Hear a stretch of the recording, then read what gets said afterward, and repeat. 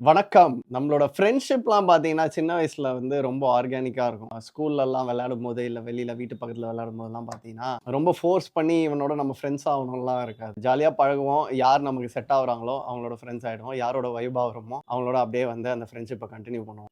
But ஆனா வந்து கொஞ்சம் வளர்ந்து பெரியவன் ஆனதுக்கு அப்புறம் பார்த்தீங்கன்னா, ஃபார் எக்ஸாம்பிள் என்னோட கேஸ்ல வந்து இந்த பிசினஸ் ஆரம்பிச்சதுக்கு அப்புறம் நெட்வொர்க்கிங் பண்ணணுன்றது ரொம்ப இம்பார்ட்டன்ட் அப்படின்னு சொல்ல ஆரம்பிச்சாங்க.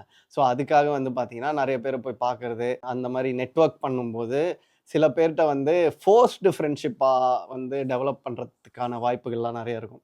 அந்த ஃபோர்ஸ்டு ஃப்ரெண்ட்ஷிப்ல வந்து அது அவங்க கிட்டேருந்து ஒரு அவுட்புட் எதிர்பார்த்து தான் நம்ம ரிலேஷன்ஷிப்குள்ளேயோ, ஃப்ரெண்ட்ஷிப்குள்ளேயோ போவோம். பிசினஸ் நெட்வொர்க்கிங், ப்ரொஃபஷனல் நெட்வொர்க்கிங்க பொறுத்து. ஸோ ஆனா வந்து என்னோட கேஸ்ல அந்த மாரி நடந்தது வந்து பெருசா நெலைச்சதில்ல. நேச்சுரலா ஒரு பர்சனலா ஃபர்ஸ்ட்டு ஃப்ரெண்ட் ஆனதுக்கப்புறம் அவங்க வந்து அந்த பிசினஸ்லயும் ஃப்ரெண்டா இருந்திருக்காங்க. ஸோ அந்த மாரி ரிலேஷன்ஷிப்ஸ் தான் ரொம்ப நாளா லாஸ்ட் ஆயிருக்கு. ஸோ இத வந்து திருக்குறள்ல வந்து திருவள்ளுவர் பார்த்தீங்கன்னா, "முகநக நட்பது நட்பல்ல, நெஞ்சத்து அகநக நட்பது நட்பு" அப்படின்னு சொல்லியிருக்காரு. அதாவது வந்து சும்மா சூப்பர்ஃபிஷியலா வெளியில மட்டும் சிரிச்சு பேசிட்டு, for the sake of it ஃப்ரெண்டா இருக்கிறத விட, நிஜமாலே வந்து அவங்களோட நெஞ்சம், உள்ளங்கள் வந்து அதாவது அவங்களோட தாட் ப்ராசஸ் கரஸ்பாண்ட் ஆனா தான் அந்த ஃப்ரெண்ட்ஷிப் வந்து நீடிக்கும். அதுதான் உண்மையான ஃப்ரெண்ட்ஷிப் அப்படின்னு வந்து திருவள்ளுவர் சொல்லியிருக்காரு. நன்றி, வணக்கம்.